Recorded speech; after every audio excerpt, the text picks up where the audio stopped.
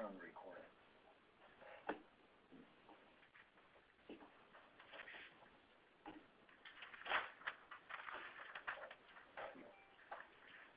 Bob has just joined the site.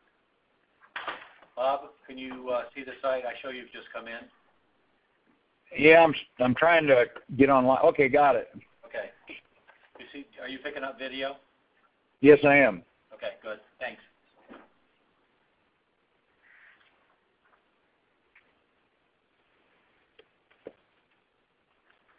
Hi, Mark.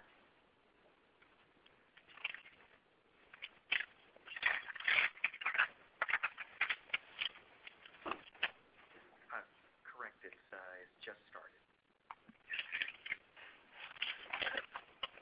It's the same dial-in as for the Tuesday morning. Yes. You bet. Okay. Bye. Mark Goldstein, he's joining us.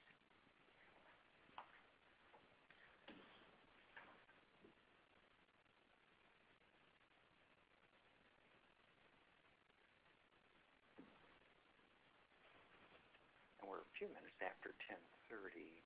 Want to give a couple more minutes or start, Eric? Yeah, one thing we don't really have an RSVP process for these things. Right, so we're not quite sure how many people are going to show up. Must be Mark. Okay. One more. Is that Mark? Is that you? Yes, Mark Goldstein. Good morning.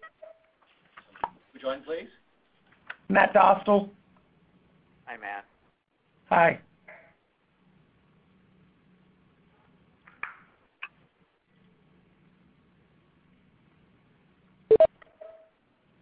Good morning. Who joined? Emerson Yearwood. Morning, Emerson.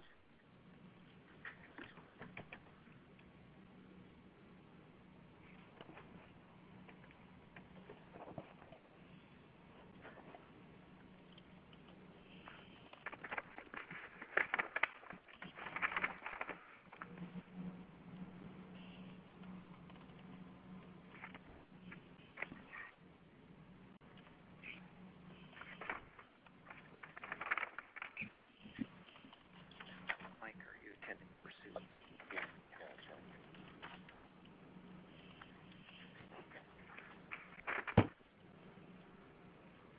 So, 7 committee members. What's that? Very good. I think, and did we have one more join? Yeah, Ron Schott. Hi, Ron. It's about 4 or 5 minutes after 10:30, so I think it's probably time to go ahead and start. We were letting folks kind of come in this morning. We have a short agenda this morning, short and to the point, was hopefully how it was going to be. There are 3 items on it, and the 4th item is an open discussion. The first item are the 2 highways for 1 bill. I believe that is close enough to that we'll want to take a task group action on it today. There are a couple of other items, but before we get into that I'd like to go ahead with a kind of a roll call. And so starting in the room here, I'm Mike Keeling with Keeling Law Offices. Janae Nauman with the City of Tempe. Michael Stoll with Cox Communications. Eric Thomas with Project. And on the phone, Mark Bob Burns. Bob and Mark and other folks. Emerson Yearwood from Cable One. Matt Dostal, Caltrop. And do we have anyone else on the phone? Yeah, Ron Schott, And Arizona Ron, Technology who Council. came in. Okay, very good. Well, again, welcome everyone. As I mentioned, we want to lead off with the 2 highways for 1 bill. That's version 9B, B as in boy, which was sent out to the group a few days ago. If anyone needs that resent out this morning, we're glad to do that. And that's where we want to start our discussion with this group. And basically on the agenda, we want to review that with the idea in mind of deciding the next steps of opening up a legislative folder, obtaining Senate and House sponsors, and then starting the lobbying efforts. But before we launch into that series of activities, I want this group to weigh in on the 9B version of it. So I'll open it up for discussion. I think several yeah, my feeling, Mark, here, I have a V7 and a V8, but I do not have a V9. Okay. Could you flip a copy out? That was just pushed, but and sunless. Oh, it was just pushed. Literally just, the most recent was just pushed to everybody. Okay. Did they all come from Jeff? That came from Jeff. And yes, and that will be there'll be three documents attached, correct, Eric? Two in the first one, and then this B came as a second document. Okay, there are actually two communiques. In the first communique are two documents. One is the agenda, and the other is our second item on the agenda, which are definitions. And then in the second email is the 9B version, Mark, that you were asking about. I now have that. I didn't, but I popped it. Got it now. Thank you. Okay, very good. Maybe I could start with discussion here in the room, and with those folks who have seen the earlier version, any comments that we have here, and then open it up for the folks on the phone as call as well. Okay, and hearing no comments here, opening up on the phone line. Yeah, it seems to me, Mark G. here, that I heard some discussion about softening some must to may, or where practical. Could you recap recent discussions with ADOT and how that may have affected the slight modifications in this version? Exactly, Mark. In fact, if you as you go through, this version has those markups still visible. So if you, in the middle of the first page where we have A, the director, and you see where shall is struck, and then the language that's added after shall, that's language for conforming to ADOT's preference. And you'll see that down at the beginning of B at the bottom, and of the first page, as well as at C at the bottom of the first page. That carries on where you see the wording that was in a prior version of director shall. We now have director is authorized. Right. I'm afraid the PDF that was transmitted is not displaying the track changes, perhaps in its conversion. It lost them, but I do understand them. Excuse me. In that Word version, we apologize. The idea was to give the committee not only what's proposed, but what was, so you would see those ADOT-inspired differences. And so if you're looking at it from the PDF, let me go a little slower then and take a little more time here, just so everybody is really aware on it. And starting in the middle of the first page at Part A, the director shall is replaced with the director is authorized to obtain information, transportation right of way, and then at the end of that same paragraph, where there was a second director shall, it's replaced with the director is authorized to ensure, as opposed to the director shall. Right. Thank you. Mike, this is Ron Schott. Yes, Ron. But in previous meetings and discussions, we were told that authority was all going to be changed to something different that is not as mandatory, and I don't see those changes anywhere. Ron, that's in a different bill than this bill. There was initially there were three draft bills. One is this one, the rights of way.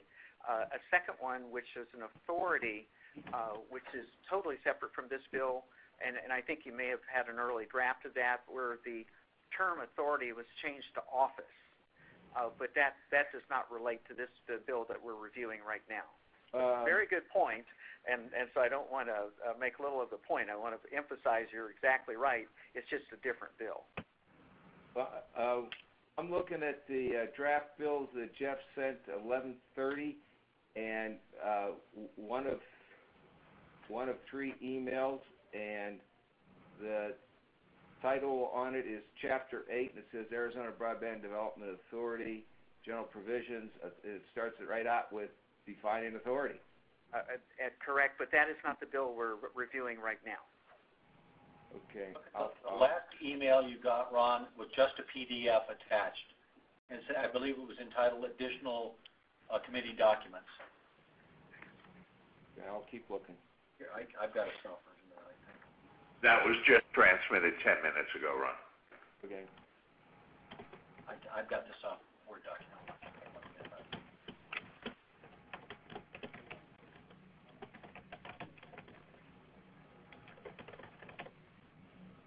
Guys, give me a second. I've got a soft copy. I can send it. Oh, is it broadband deployment conduit? Yes, the top of the bill, the title is an Arizona legislative bill, PRINS, Arizona's Digital Highways, Rev 9B. Ron, have you found that one? Yes. Okay, that's the one we're reviewing. And again, just for everyone's edification, in our last review of the bill that we're talking about right now, we have, and this bill is very ADOT centric. So in our last review, ADOT indicated that they had concerns about it, and so we listened to those concerns. We obtained and listened to those, and the version that you're looking at now is an attempt to implement those concerns into the language. And a big concern is when the language said the director shall, they wanted that softened, and they had further interpreted that the director shall do those things without any additional funding, and so besides that being a directive in terms of taking an action, they seen that as an unfunded mandate, and that was the other reason why they wanted that softened, and so we're agreeing with them in that regard.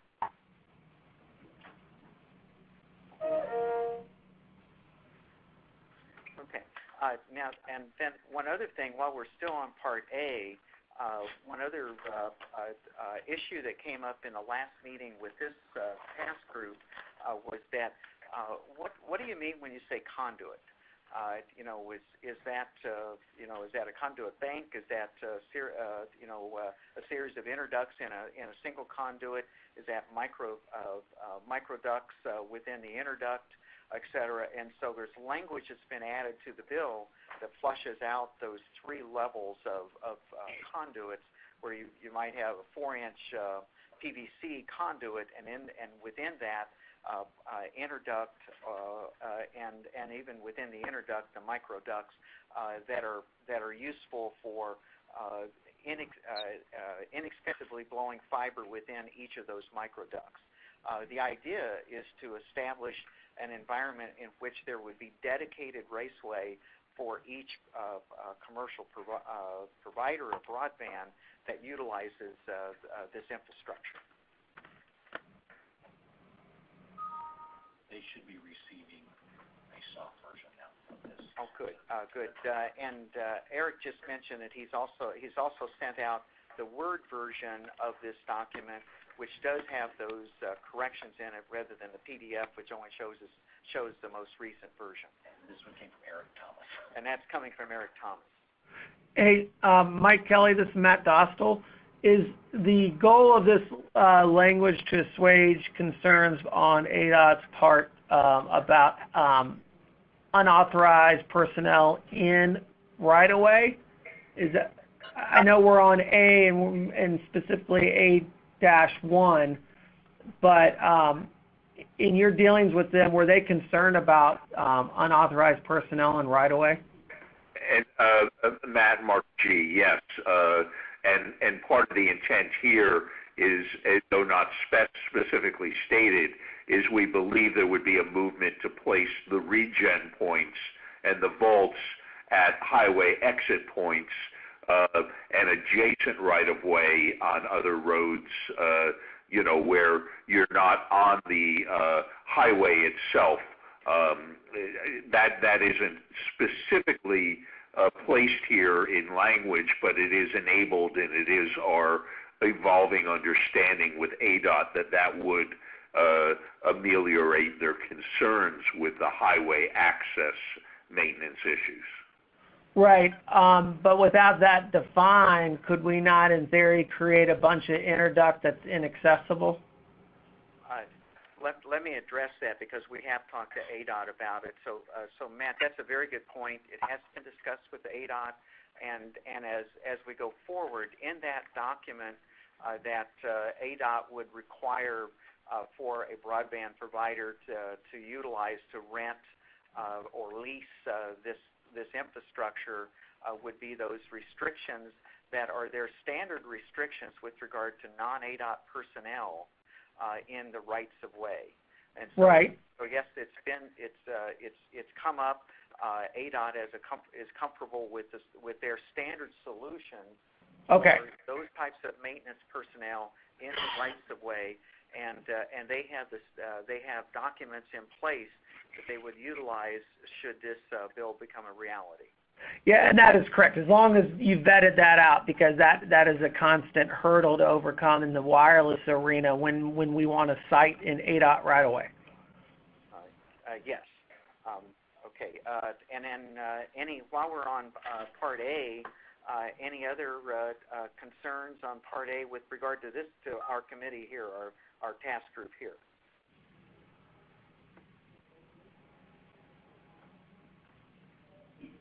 No, looks good.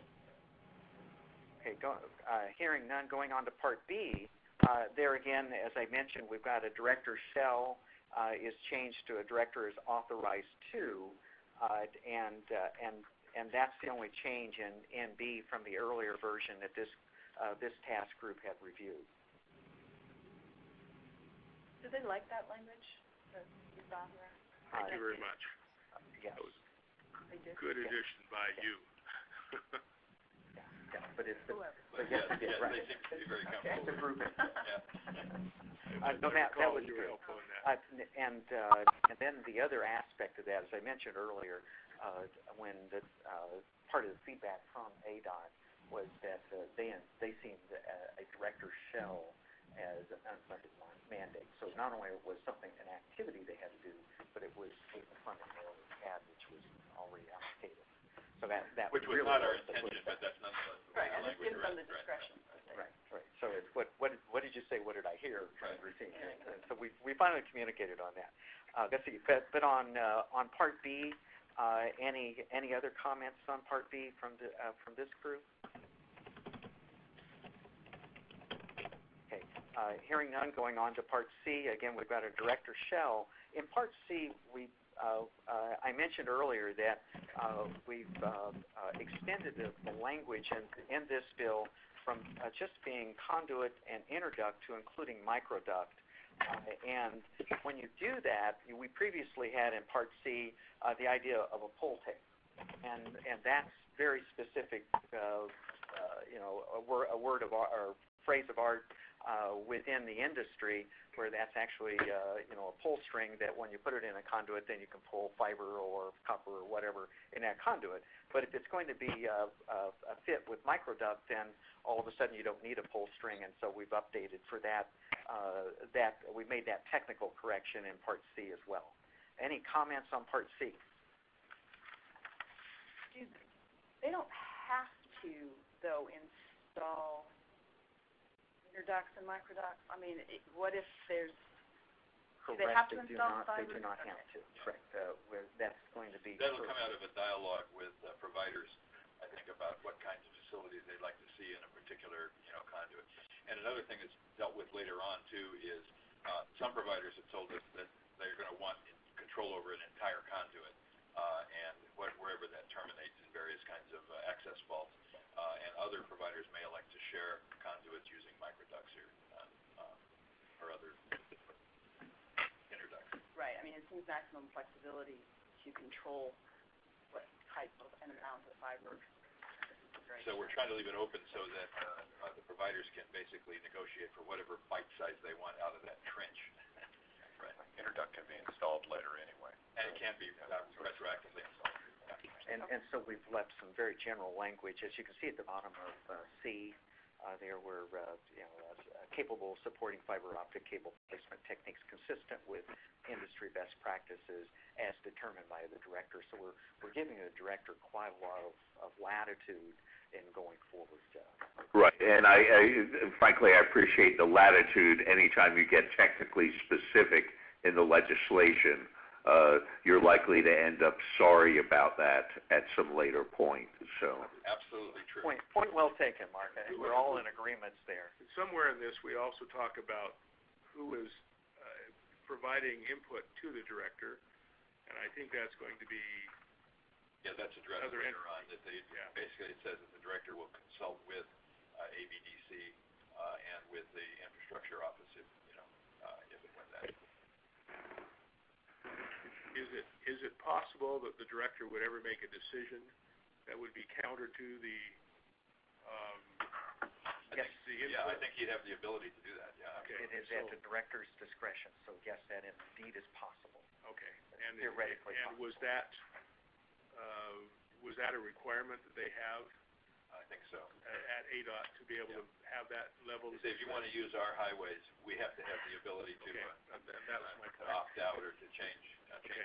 When in Rome, is that? We win. When in Rome. On the other hand, it does say that there is a requirement for them to consult with and coordinate with these other groups.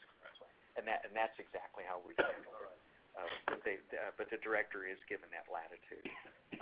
Going on to the second page and to Part D at the top, again, you'll see the director shall is the director is authorized to there. That's the only change in Part D. Any other comments or changes in that subpart relative to the group here, this task group?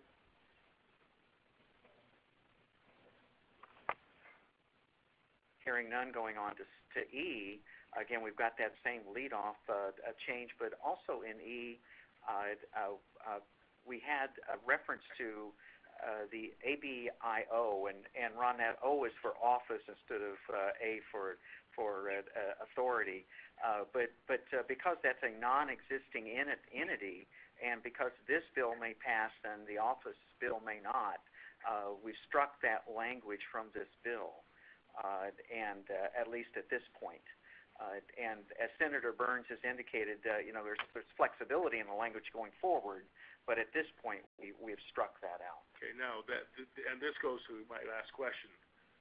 What this says is that qualified providers can deal directly with ADOT, right, and have that decision made. Right. And then if we are actually able to get a bill through to create the infrastructure office, that would get changed. Okay, so he is. Well, and that's taken care of in G. Okay. Your concern is taken care of. Should this be created, you're going to have a G. State entities concerned with broadband edge. And by the way, just from multiple conversations with ADOT, they recognize that they need some other expertise than themselves, to resolve some of these kinds of issues. Right, and that's a very good point, Mike. They and for the edification of the task group in total, ADOT is very focused to their roads. Yes. But these other considerations that are really important to this group and the larger group that this group represents, they're not here to take over those decisions at all. In fact, they want the recommendations from someone else, and if there's a problem, they want to be able to point to that they're entity. supportive of creating a broadband infrastructure office specifically to manage those kinds of issues. Because they've had other similar situations, so they say, where they're being asked to make decisions outside the realm of what they're knowledgeable about. They just would prefer not to go there. So that's their perspective. Any other comments on E before going further? Mike Keeling, Mark Goldstein. This is actually a little more general, and thus if you want to delay that to the end, I'd understand. But if I may raise a point. Yes. And that is in our interviews with ADOT and our research with them for the right-of-way or essential infrastructure study, we uncovered a piece of legislation from the 45th legislature, SB 1272, that we thought might have defined telecommunications use as transportation as a transportation purpose, which was meant to broaden ADOT's current authority for right-of-way they've already acquired without having to go back and reacquire it for telecom use. We were never able to fully resolve that, and that leads me to wonder whether this bill itself might be a vehicle for affirming that, or whether that would complicate matters unnecessarily. Good point to bring up. That's actually the next item on our agenda, but let me explain why that's been broken out as a separate language, in addition to it just being kind of a late potential addition to this bill.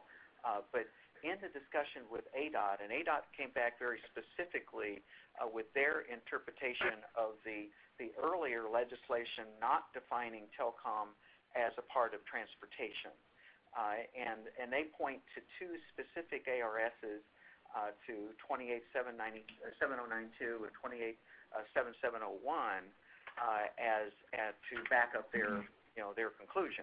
And so I've broken that out in a separate discussion. There's a separate handout that wants to go into that. But that, Mark, at least would be ADOT's understanding and conclusion relative to the definition statutorily as it stands today. That's obviously not adjudicated through the courts, but it's the administrative perspective.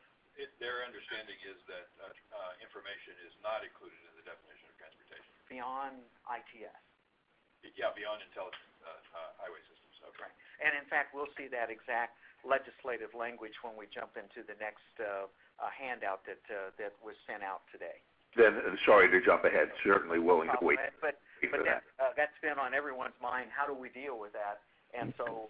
And by the way, I believe, again, talking just about the conversations we've been having, they're open to and supportive of the idea of changing that definition to include information transportation. In general. And in fact, have suggested we do that. Yeah. So. Great. Thank you. So it gave us another to-do.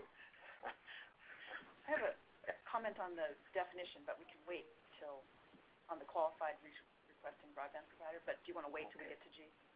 You bet. Let's see. So any other comments on this one? I actually on on E, which is the one we're on right now. I'd like to dwell just a moment there for all the providers on the task group, because that last sentence has been put into as a sentence to give credence to the idea of a dedicated some dedicated space per provider. And that's written in very general language because again, what's going to be a conduit? Is it going to be a microduct? Is it going to be a 4-inch PVC tube? What is it?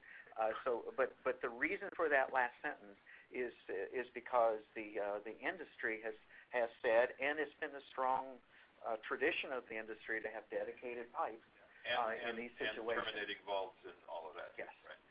And so let me just spend a little more time there. I know everyone's time is precious right now, but I think it's worth reading that sentence. We define the access, and then with that sentence states, such access preferably is sole use of at least one microduct within the conduit for the at least one lease term as determined by the director, and the director has lots of latitude. Such access preferably includes provider-separated, securable ingress and egress means. And so that language, I'd really like to hear the providers come back and give us feedback on that language of knowing what the purpose of that language is. But I read the at least component of that sentence to mean that if a provider wanted an entire PVC conduit, if they could have that, or they could have, by agreement amongst themselves, they could decide to have to share a larger conduit, but have dedicated access to the smaller internal. Right, and If that's the intent, then I think there might be a bit of a problem with the language up above, because it says, has access to each broadband conduit installed. That would mean, so let's say there's 3 providers. If there's one conduit installed, this is saying they each have access to that one conduit. It doesn't allow really for a provider to have sole control over the conduit. Now, if you have 3 conduits, Right. 3 providers, they could, or if you had 2 conduits, 3 providers, 2 of them could share. Right. But you might want to look at that That's a language. good point. let's work on that language a bit, because the intent of, I mean, what we say, what we've heard, the intent is that each conduit would be each mile of conduit installed, as opposed to each conduit within that mile of conduit. So in other words, each segment of duct bank that's installed, all comers are equally qualified for that. But for those, so in other words, one provider isn't going to only have access to northern Arizona and another one to southern Arizona, as opposed to all providers have equal access throughout the state. So that has to do with those long runs of conduit where all providers are equal comers. So they all have equal access to the capacity in the trench, is the way I want that. To all trenches. And all trenches. As opposed to within a given trench having access to all conduits within a given duct bank. It's the idea of all comers have access to all trenches, They all have equal standing with regarding to leasing capacity, is what that's really saying. statewide. Now, and so we probably want to wordsmith just for the reason that you brought up. Do we have a definition of shared? And do we use the word shared at all? We don't use the word shared, and in fact, what this is driving to is dedicated as opposed to shared. I understand that. So we can have dedicated within the shared we know the trench is shared. Yeah, the capacity in the trench is shared for sure. Right. Well, there's no capacity. So with the space in the trench. Well, that's a capacity. Okay, the space in the trench is shared. Capacity usually relates to fiber, I think, doesn't it? No, not specifically. Okay. So, and so my question is, I think our intent, as we discussed this, was to in fact provide a shared right-of-way. Might be able to just take out the word each. Well, but I think I don't to Mike's point, it's everyone has equal standing with regard to the use of the right-of-way that covers that trench. Right. Right. If I may, Mark G., I think to clarify, and Galen can confirm or not, that he's indicating some interest, and there has been some discussion of kind of requiring sublease or, unbundled element use of fiber. But I believe even though that is a good thing in some ways, it's very problematic. I'm not suggesting Okay. it be unbundled use. That's a complete situation with regulated environments. But all I'm saying is that we have had a concept. It's not I think the concept is here, but it's not explicit. It is implied. And so we want to wordsmith that to make definite the fact that all providers have an equal access Equal right to access. Not equal right. No, because they have to be qualified. There's all kinds of things that you have to. Opportunity, yeah. So this is the right-of-way that's being provided has a concept associated with it. And that concept is that it is a shared right-of-way throughout the state. That there's no single provider that will ever have exclusive use of that right-of-way. Yeah, in other words, no single provider can lock up The entire access to this capacity. Mike Grunshot, That's the concept. Yes, why don't Ron, you take that? Ron, you have the talking stick. Go ahead. Okay, why don't you take that and send it to every provider on the email list and ask them for a specific response and explain maybe what we're trying to accomplish there and get their feedback, because I think they're the most critical in that they see that that's, a level playing field. Yeah, they're going to certainly, and I think they all understand that what we're intending, and so I agree with you. It'd be helpful to get specific language suggestions back. I have a technical question. This is out of ignorance. In the first part of that sentence, we talk about at least one microduct, and then we talk about securable ingress and egress. Can we actually build securable access at the microduct level in the vaults? Yes, that is technically doable. I know you could do it at the conduit level. I didn't know you could do it at the interduct or microduct. So I'm presuming vaults can be compartmentalized, yes. And you can lock the access to the compartment within a vault.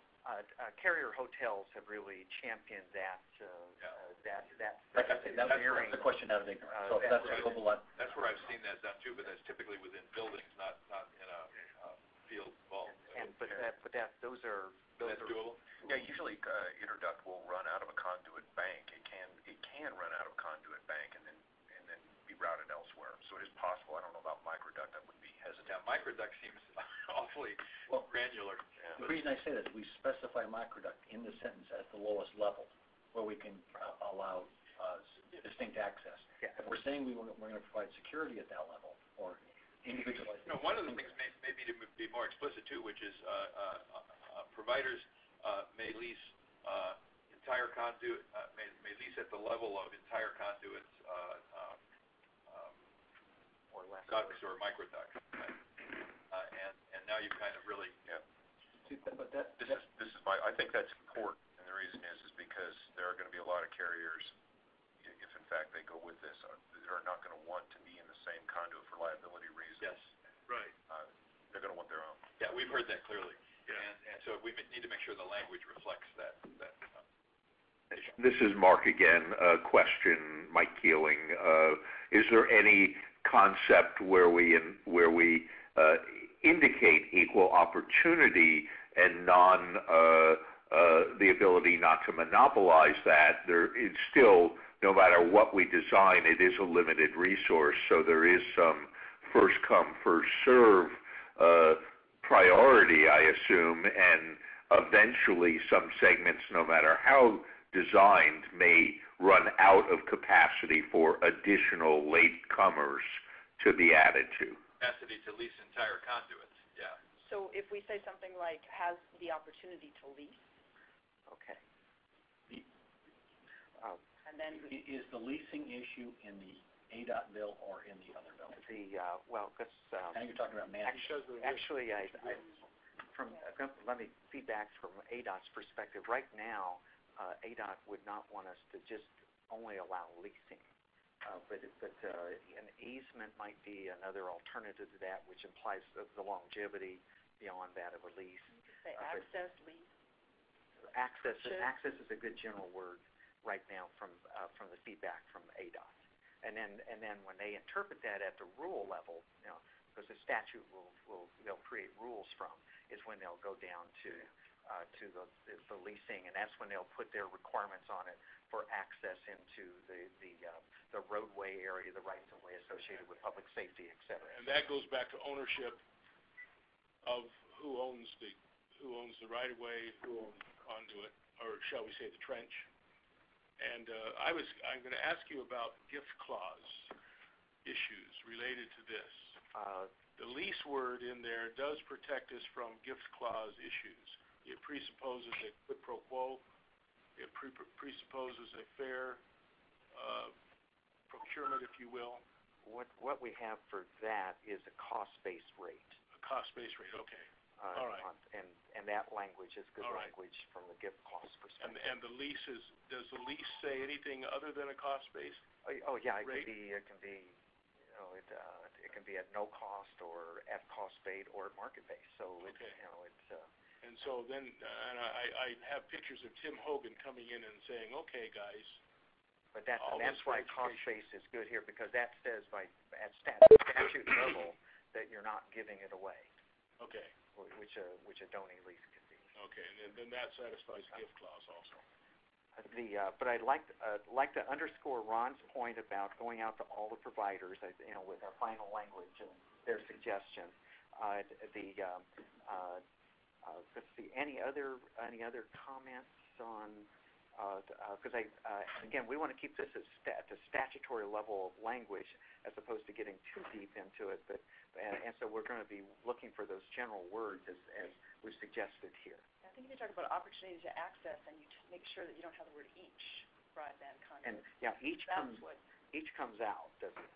And we need to get into that sentence, the concept of these are the statewide runs of conduit, that they have access to all the statewide runs of conduit, but not to each conduit in the ground. So I'll work on that. I'll wordsmith that for the version that goes out to the providers. Other comments on E before we go to F? Hearing none, going to F. No changes from our earlier version in F. Any comments from the task group in F? Let's talk about what this means. This looks like a technical, you wouldn't have to parse all of these words to get the full meaning of it. The director may waive the application of this section or any provision therein. What is this section? That's everything. That's everything, okay? Or any provision therein if such waiver appropriate with respect to a covered rural highway construction project. And that's a term of art, a covered rural highway construction project. That's explained elsewhere in here. Okay. And again, that's the ADOT director being given a great deal of latitude. Okay. So we're trusting that the ADOT director really wants to do this. Right. And because They notice assure he us doesn't. over and over and over again that they do. So. Okay, now, is this specific to a covered rural highway project existing, meaning, so what does the word covered stand for? It would be either a highway project that's under construction or a project specifically to run conduit. Just the conduit itself. That's unrelated to a construction project. So the word covered means here what? I'm just verifying that. Well, it essentially means a project that's accepted by the director of ADOT. And that is a rural highway as defined under H7. Yeah, and it would not, it specifically excludes urban projects. Okay, so that's the reason why I have the word rural there. Right. Correct. Okay, all right. And in fact, that is the scope. That's a fundamental limit on the scope of this bill. It is only rural highways. It is not urban highways. Right. And that's been a core precept from the beginning of the discussion. Right. So we don't have the definition of rural yet, I ascertain. Well, is that definition clear and present somewhere about what constitutes a rural highway project? Right. We'll get to that